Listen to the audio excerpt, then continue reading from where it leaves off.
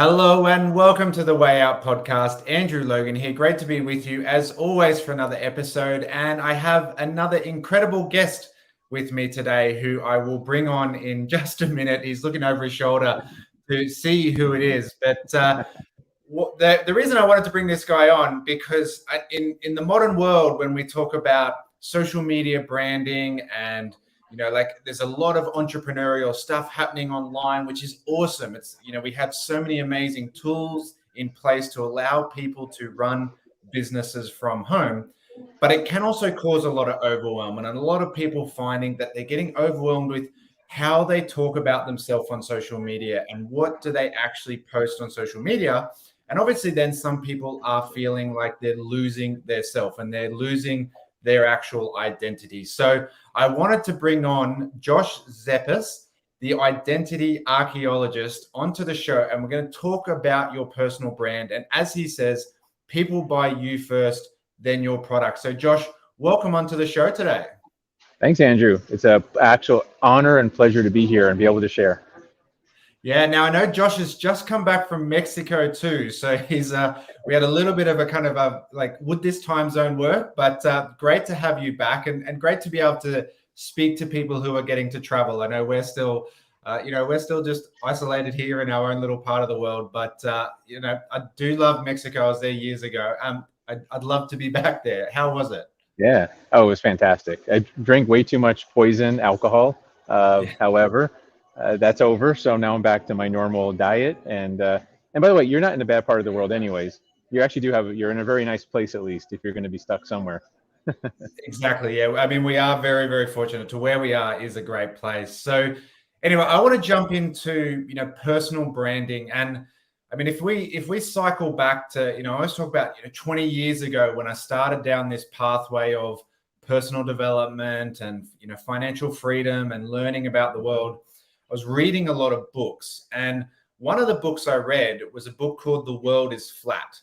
And it wasn't a flat earth theory, but it was talking about essentially how modern technologies, and in particular the internet and Wi-Fi, like especially Wi-Fi, has flattened the playing field. Whereas essentially, myself here in Australia and someone who's just graduated Harvard still have, like, there's not this huge gap that there was 20, 30 years ago.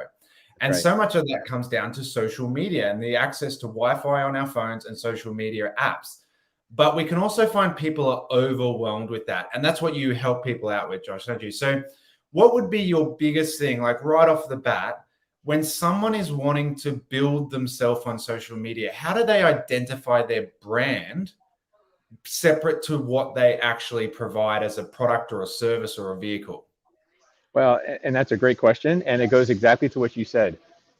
What we tend to do is we tend to be shy. We hide behind our product. We hide behind our service. We hide behind our company's brand. If we have a platform, we hide behind our personality. All these things we hide behind because we're just afraid. We're afraid to just say what we really mean. So you want to talk about the core of a personal brand? You got to discover that. What do you really want to tell the world?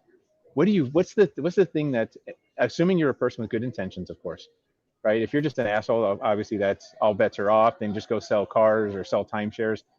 But if you really are a person with good intention and you really want to bring value to the world, let people know that.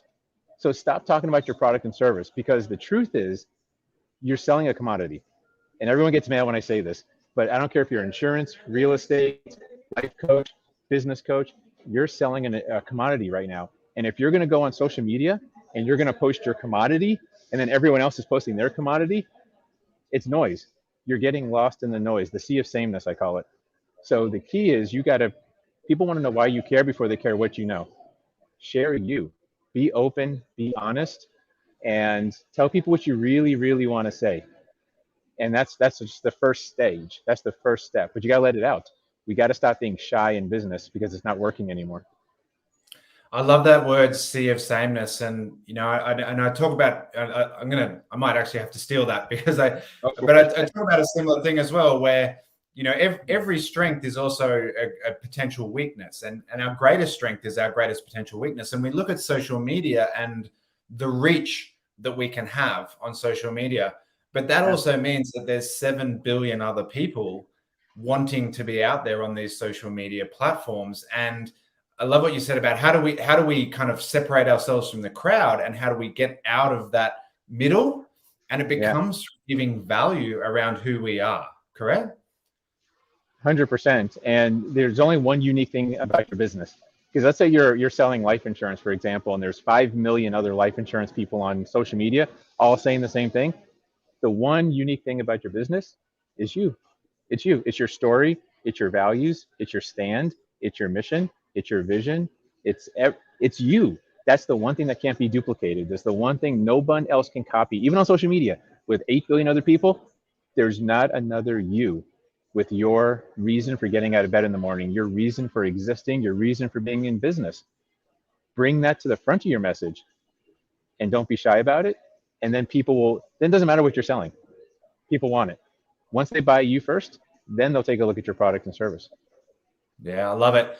Now, just before we do go any further, I do want to let you know as well. So if you share this out, if you're getting value, hit the share button. If you're watching this on the Facebook Live or you're watching the replay, hit the share button, comment below.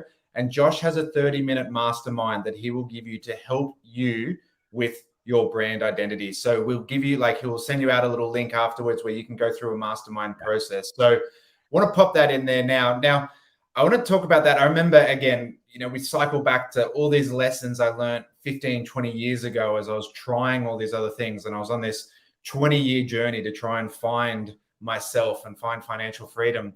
And I went to a marketing course. I was in small business at the time. And the guy was talking about your USP. You have to have your USP. And that was like, what is your unique selling proposition? And we talk about, FedEx. And FedEx it absolutely positively has to be there overnight. Now, everyone knows it's more expensive than other options, but you want it there overnight. FedEx is your place. And Domino's, and it was like Domino's was just a pizza place. And then Domino's said, okay, no, we're going to get, when people are hungry, because so the stories of Domino's is they were next to a college, and there's a lot of drunken college people who get hungry late at night for pizza, right? But they don't just want pizza, they want pizza now. And so it was like 30 minutes or it's free. And then like understanding that and taking that process, as you're saying, is that we can do that ourselves with our unique selling proposition. Like we are our unique selling proposition if we only understood the power of what we can do and what we offer. Absolutely, 100%. Those are great examples. And let me ask you a question. What if we took our genius? What if we took what we do best, better than anyone else? So I define genius as your natural talent. It's what I could wake you up 3 o'clock in the morning out of a deep sleep, and you can do it like this. In fact, it's one of those things where when you tell people you can do it, you almost have to humble yourself. Otherwise, it's going to sound like you're bragging. What if we could take our genius, that unique value we could do, and apply it to our business? What if we can take just a different angle? Instead of being another life insurance agent, another real estate agent, another life coach, what if we could take something we're really good at and monetize it? Kind of like getting paid for being yourself, which is a crazy idea. I always say that. People are like, what are you talking about, getting paid for being yourself? Yeah, why not? Why not get paid for being you? So how do you then deal with, and like, because I can see where a lot of people are going to be thinking, how do you then deal with the perfectionism syndrome, and even like, and I mean, probably two-part question, imposter syndrome here, because, and that, they're probably cousins under the same tree, but people who are like, well, I couldn't do this because I'm not perfect yet. And I've gone through all these struggles, and I'm not the weight I want to be yet. I haven't read enough books. I can't speak perfectly on stage, whatever it is about themselves, that story that's in their head. How do you take away that perfectionism myth for people? There's so many good ways to do it. But perfectionism itself is a lie, first of all. And I remind people, perfectionism will kill your business. I'm on a mission against professionalism and against perfectionism, because here's the thing: you can't be human and be perfect at the same time. It's not possible. We're not perfect beings. So the moment you try and be perfect, you're immediately sending a signal to the person you're talking to that you're fake, that you're lying and you're fake. And that gut feeling that someone gets when you start trying to be too perfect, it turns them off. Because remember, that's what a brand is. A brand is the gut feeling a person gets the moment you walk into a room, the moment your business shows up in their doorway. So perfectionism will kill you. And You don't need to be perfect. That story came from school, that came from conditioning, that came from other people. Nobody's perfect, and you don't have to be. But what you do have to be is you have to be okay with you. So the moment you recognize your genius and then say, you know what, I got value. I'm really good at X, Y, and Z, and I'm going to bring this to the world. And I'm going to go on a mission. I stand for this, I stand against that, and I'm on a mission to do this, this, and this. And there's my vision. I'm not stopping till I get there, and you're not going to stop me. And you can hop on the train if you want, or don't. Stay at the station. I don't care. I love you either way. But I know where I'm going. I know how I'm going to get there, and I know what it looks like when I do get there. Nothing's going to stop me. When you can do that, you don't care about perfectionism. You are now a whole person, and you will stand for what you need to stand for. And that's how you can overcome perfectionism, is just loving you, loving what you stand for, loving your value, and not being afraid to share it. I love it. It's that certainty, the sexiness of the certainty in your voice. And yeah, as you say, I know for me, it's like if we're trying to be perfect, because perfectionism like is a subjective word as well. Like what I think is perfect, you don't, because beauty is in the eye of the beholder. And yeah, I mean, the example I always use is, you don't fall in love with the perfect person, you fall in love with the person who's perfect for you. And who I think is perfect and you think is perfect is going to be different. It doesn't matter. So if I'm trying to be perfect, I'm making it about me. It's not about who I can help. It's like, I've got to be perfect, and I'm alienating everyone because I'm thinking about what I think. It's not what you would actually benefit from. That's right. And I got to tell you a quick story. This just happened yesterday. I saw someone do a post on social media, and she was almost in tears because she's like, I just started with an insurance company. They're making me memorize a 20-page script on how to talk to people. And then I get into the training program, and I don't get paid until I'm out of training. And she doesn't know how she's going to memorize 20 pages of scripting. And all I keep thinking is, they're going to kill her business. She's going to go out there and say this script, which is supposedly the perfect script, the right script that works. And it's going to sound wrong, inauthentic. It's not going to work for her, and she's going to be out of business. This company, I don't know who it is, that she didn't say, but this company is killing her business right off the bat. That's a crime. This is the risk of perfectionism. This is the poison that we see out there. There's no perfect script. Yeah, it doesn't exist. There's no perfect person. Well, I mean, you brought up such a good point, because then I think, like when we talk about coming back to, looking at it from a business point of view, and we look about it from people, creating businesses from home and having that entrepreneurial spirit, there is this very big mindset of scripts and duplication. And you have to have scripts, you have to have templates, you have to have duplication in your business. And I like to say to people, well, I mean, templates are tracks to run on. It's not like a word for word thing that you should follow. It's a track to run on. And we talk about even, like your favorite movie, your favorite scene in a movie, that did start as a script, but then the actors came in and put their own spin on things, right? They didn't just like word for word read it. They put their own like brand on. And you think about some of your favorite scenes in movies would be very different with a very different actor. That's right. In there. That's right. So with that, when we talk about this whole mindset of duplication that's in the business world at the moment, how does someone stand out with their brand when they're being told to just follow a process or follow a system? Well, systems are fine, right? You can follow a system, and that can be, like you said, your guiding tracks. But at some point, you just gotta, I call it the 3 C's. This is the easy way to describe it. The 3 C's are clarity. Once you're clear on why you exist and why you're in a business, because I always ask people, I said, why are you driving a truck? You could have been a doctor. You could have been an accountant. Why do you drive a truck? Why do you do life coaching? You got to know what that is. You got to have clarity around why you're doing it. If it's just to make money, start over, start again. Forget about branding, right? You need to completely find out what your purpose is to start with, because you're just doing it for money. It's no good. But once you have clarity, you can move on to something called confidence, right? Confidence is it's when you start like, I know. So clarity is I know. Confidence is I know that I know. But there's a third stage called conviction. Conviction is when it goes from your head to your heart. It's no longer what you do, it's what you are. So if you want to take something like a system You got to have the conviction on what you're doing, because when you have the conviction in it, you can't read a script. In fact, I do flows. I don't do scripts for people because scripts don't work. I do flows. It depends on how you're feeling that day, right? There's a general flow to what your elevator pitch or a presentation, a signature talk, whatever you're doing. But at the end of the day, your conviction has to come out, and it's not going to come out if you're forced into a script, if you're forcing it into a box. You've just got to be so convicted in what you're doing, so comfortable, so confident that you're able to talk from the heart. You're able to really just give a shit. Even if you're not perfect, even if you screw up some words and you stumble and it's not great, doesn't matter. People will feel that energy, because energy is what attracts, not words.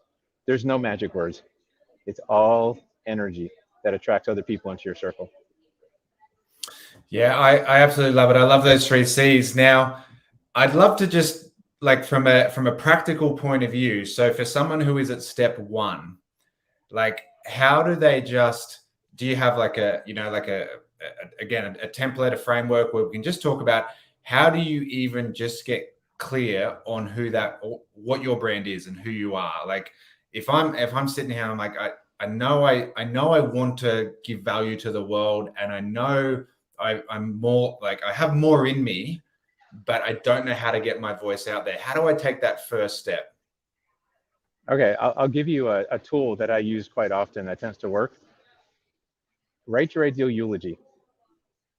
Start from the end. What is your legacy? What is your entire life going to mean? What did you leave behind? And be very, very specific, because the first step to creating any kind of brand, especially the core, where you're trying to figure out what is my purpose, what is my mission, what is my vision. Those are the 3 main core pieces that everyone should always have. You should know your purpose statement, your mission statement, your vision statement, and have that ready to just share, right? Then you're not selling, by the way, which is the great part. You can just share. If someone says, what do you do? Hey, it's like a dagger to my heart every time I see a talented solopreneur unable to get the time of day from their ideal prospect. So that's why I'm on a mission to help people make that connection, raise their ROC, turn every first impression into a second. You notice how I said what I did, but I didn't say what I did? I didn't say I branding. I didn't talk about that stuff. So write your ideal eulogy. Start with your ultimate purpose. My ultimate purpose, I want a world of personal free trade. Andrew, I want you to do what you do best and bring that to the world. I'll do what I do best, and we're going to share. And guess what happens when we share? We create surplus, and scarcity goes away, and then so goes homelessness, hunger, racism, hate. All that stuff goes away because it's all scarcity based. That's what drives me, and that came out of my eulogy. That's what I want my legacy to be. I want it to be this world where there is no scarcity, where there is no hate, and I think it's achievable. Maybe in my lifetime, maybe not. I don't know. I'm not planning on dying. We'll see. We'll see what happens. But that's a good tool to start with. Sit down with yourself, write that eulogy. Who's going to say it? Who's showing up? Create 2 people that maybe you've never met before. Where were they before they met you? Where were they after they met you? What would they say about you at your eulogy, right? Make it as real as you can, and then work backwards from that. Oh, I absolutely love it. Now, Jamie's popped a great question up in the comments there, which I'll get to in a sec. But I do just want to talk about when you're talking about that sharing, and it's it's a great lesson that I learned from a friend of mine, Woody, and had him on the podcast a couple of months ago. We're talking about and his example, and he opened a room at this big event I was at with this question of what does the Bible, the greatest country and western song at the moment, the number 1 country and western song, the highest grossing movie ever, and the number 1 website in the world in Amazon, number 1 sort of commerce website in the world they're all collaborations. They're all the Marvel Avengers was all a collaboration of superheroes coming together. The country and western song at the time was like Billy Ray Cyrus and Lil Nas coming together and collaborating. And Amazon is people like, we'll just give you this space. And now there's some ethical issues with Amazon as a company, but there's the reality of how they are actually allowing people space to share, as you say. And then if we're collaborating together and share what we do, we're creating energy, we're creating value, we're not taking from each other, we're actually collaborating and lifting everything up. And that scarcity factor is huge for people. If I do this, and I think like rolling into like the real topic of today, what we're talking about is, I think people are concerned from a scarcity point of view that if I brand myself, I'm going to turn away the 99% that aren't my brand, right? Like That's a myth. if I say I'm a dad, and I mean, I post a lot of dad jokes on my social media because I'm a dad, but Oh, it's like, yeah. and because dad jokes are funny, but it's a reality of like, am I going to turn away everyone else who's not a dad if I brand myself as someone who tells dad jokes? No, that is such a big myth, and I hear that a lot too. Like, I don't want to niche down, Josh, because then I'm going to alienate everyone who's not in my niche. It's actually the opposite, and this is Yeah. the craziest thing, because people want to follow people going somewhere, even if they don't want to go the same place you're going. They just want to know, does this person stand for something, or do they just flip flop? Are they a nobody? Do they just float in the wind? If you stand for something, that energy is attractive. So even if you're not my ideal client, you're going to appreciate me standing for something, and you're going to want to be in my circle, and you're going to ask me, hey, Josh, I know you kind of focus on solopreneurs, but I've got a business of 50 people. Do you think what you do can maybe apply for me? And I'm going to say yes, and then I'm going to go find a way to make it happen, right? So Yeah, I love it. It is that, like, I know you do this, but would it work for me too? That right. question you can ask when you're known for doing something, even if it's for a totally different crowd, people will say, can you do it for me too? Yes. Rather than alienating that crowd. Now, I've seen this question that Jamie's popped up. She's been battling away for 7 years without results. She's invested a lot of money. She's battled away for 7 years. How can she get her business off the ground, basically, if she feels like she's like hasn't hit yet? What would you say to someone who's like, okay, maybe I just need a clean slate. Maybe I need to wipe everything and start with a fresh outlook? Yeah, yeah, I would definitely just reset. So we tend to get caught up in trying to make money, and that distracts from the core purpose, because I like going the opposite direction. People usually start with the monetization. They say, okay, what is a need in the marketplace? Let me try and make money at it. Then I'm going to brand it. Then I'm going to personify it. So, like, I'm going to turn it into a talking gecko, or I'm going to turn it into this, cartoon general we have here in the United States for insurance. It's all kinds of crazy stuff. I say the other way around. I say start with you. Start with your brand first. Then you can monetize. Then you can take some value. You're gonna sit down with yourself. You're gonna find out, how do I take what I'm really good at, and how do I make money at it? How do I provide value? And when I say money, people get kind of weird. They're like, monetization? That sounds very business and harsh. And I'm like, no. If you're providing value to the world has to transfer value back to you, and it's usually in the form of money. So it's nothing to be shy about. It's nothing to be like icky about. Like, I don't want to monetize it. It's no, but it's kind of having to reset that slate, rediscover what is my true purpose, because a lot of times we get out of alignment. We start a business, but then we figure out that it's not in alignment with who we truly are. So a personal brand is an umbrella. I want you to think of a personal brand like an umbrella, and we have all these businesses and organizations and stuff that we do, and some of those things are not in alignment with this brand. It's not going to, it doesn't match what we truly believe in. And when that happens, that disconnect will keep us broke. That disconnect will not allow our business to thrive. No matter how hard we try, we can make a little bit of money, but we're never really going to get it off the ground. So instead of starting with the business, she's got to kind of restart the slate with her own personal brand and restart with her purpose, her mission. What do I really stand for? What do I really believe in? Then from that, create the business, create the model, get into more of a signature service. Like, how would I want to change the world? And I promise, everything's monetizable. That's what they don't teach you in business school. Everything is monetizable, and it's okay. So I don't know if that helps. I mean, it really depends on kind of where she's struggling and anything specific, but uh,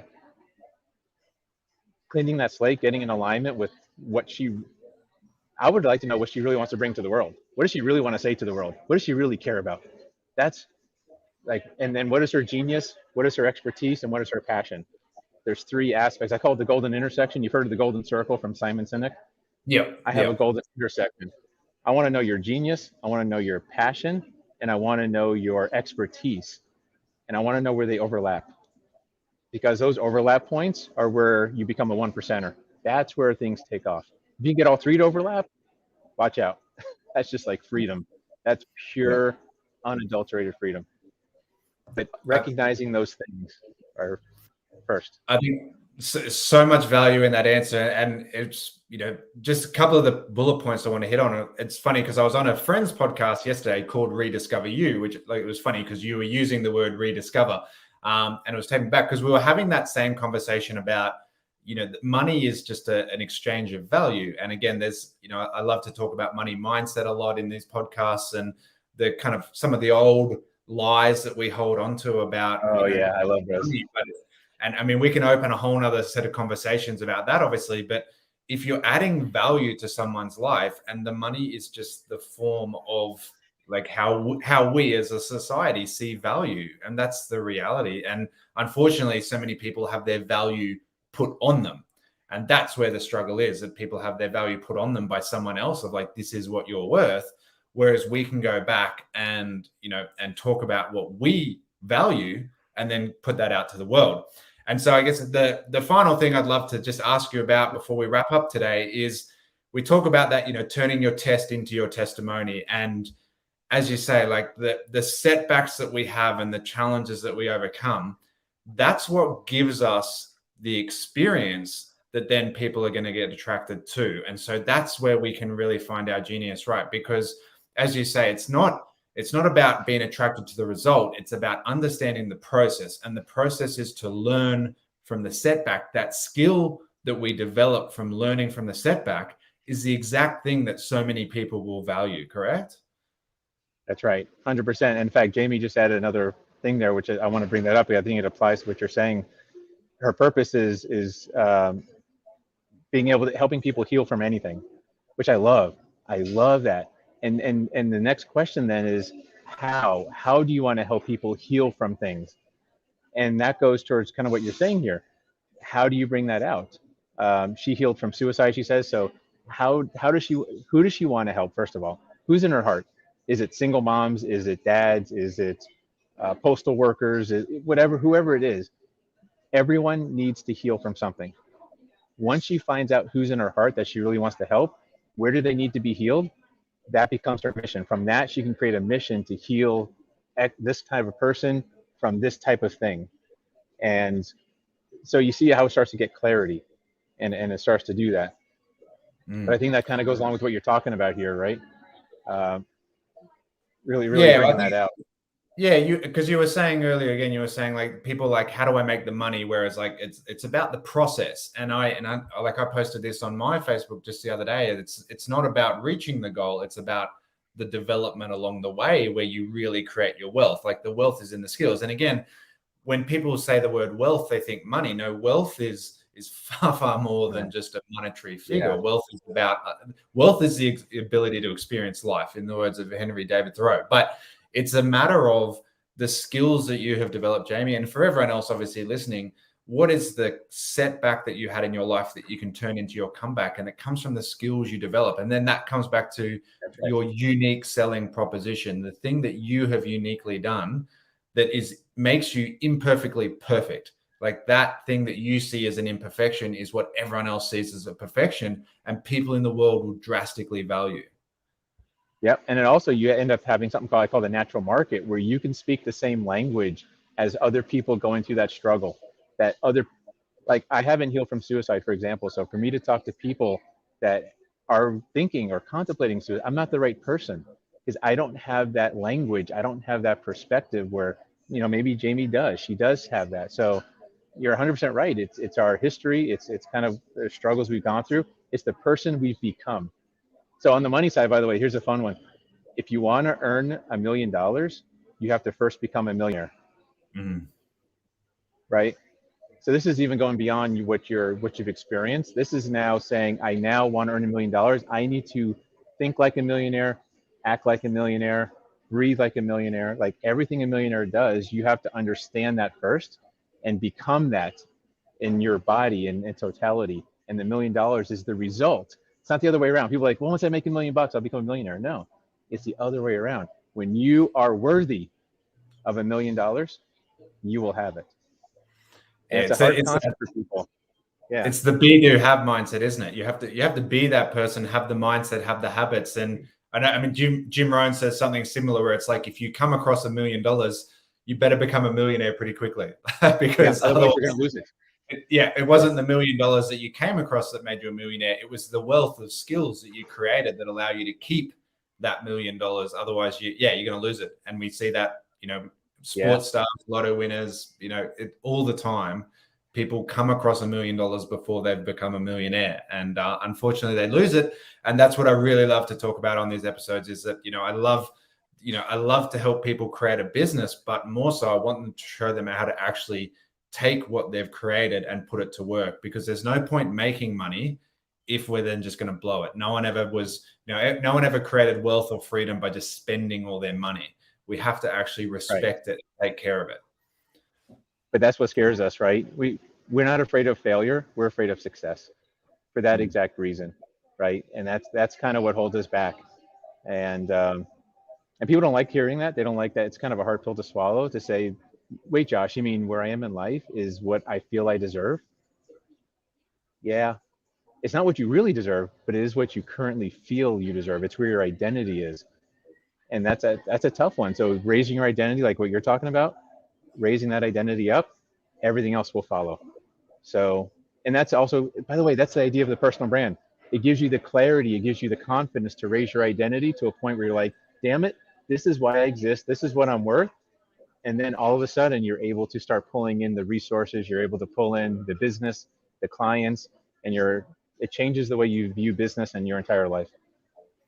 Matt, I absolutely love it. And I'm sure we could continue to talk, but I do obviously respect your time. Now, again, guys, if you've got value out of this, like drop a comment below, say, let us know the light bulb moment. If you share it out, we can send you a link for like a 30-minute mastermind where you can really help find your personal brand. You can really help identify that. Josh will send you out the link for that, or I'll send you out that link on Josh's behalf. Now, just before we do let you go, mate, if people do want to just learn more, if they do want to kind of find out, I know you've got a couple of like free things people can do. Where can they find you? Yeah, my website's fine. You can find me on social media under The Identity Archaeologist or just Josh Zeppes. And then I've got a couple webinars called the Lighthouse Effect coming up next week. And you see the links right there, personalbrandwebinar.com. And it's all about how to shine above the sea of sameness. How do you get out of the sea of sameness? And how do you shine your value in a way that magnetically attracts prospects into your business? And that's going to be a fun one. I kind of do micro workshop style, so you're going to get a lot of value and good nuggets out of it. Matt, I absolutely love it, and we'll have to get you back because I know we can go right more into deeper into this financial conversation as well. So we'll work out another time to have you back. And appreciate your time for coming on. Glad you had a great time in Mexico. And guys, I do apologize. I know it's a little bit glitchy there at times, but that's just the reality of talking to people on the other side of the world. But wait. You mean it was an imperfect? It wasn't like the perfect podcast? Is that okay? Well, yeah. If you're not embarrassed by your first attempt, you waited too long, didn't you? Yeah. So you waited too long to start. So this was imperfectly perfect, but I hope it also, if you sit there saying, hey, maybe I should do a podcast, but my technology is not great. Hey, here's your sign that you could do one as well, right? Just remember, starting dirty doesn't mean you have to stay dirty. I love it. What a great way to finish. So guys, thank you for being on. I appreciate you all always if you're watching this as a live or if you're listening to the podcast, Josh, thank you very much for being on, guys. Don't forget, if you're interested in any of his stuff, you can check out his website. Otherwise, guys, I will see you on another episode coming up next week. See you soon.